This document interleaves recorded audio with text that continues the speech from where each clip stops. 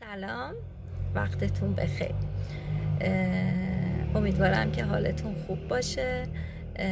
با یک ویدیو جدید و معرفی یک محصول جدید در خدمتتون هستم.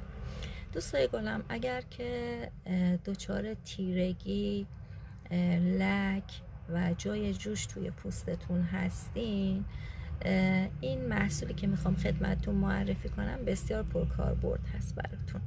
این محصول برای کاهش چین و چروک، رفع لکه های تیره و قهوه‌ای و جای جوش و همچنین کاهش چین و چروک مؤثر هستش. در واقع یک اسکین لایتنینگ هستش که حاوی گلوتاتیون، آلفا، ویتامین C، E و لیپویک اسید و عصاره هسته انگور هستش و مصرفش هم به این صورت هستش که روزانه 2 تا کپسول به همراه غذا با 1 لیوان آب میتونین میل کنین.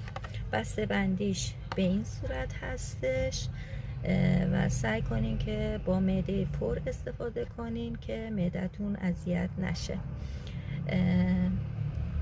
مرسی از همراهیتون. خدا نگهدار.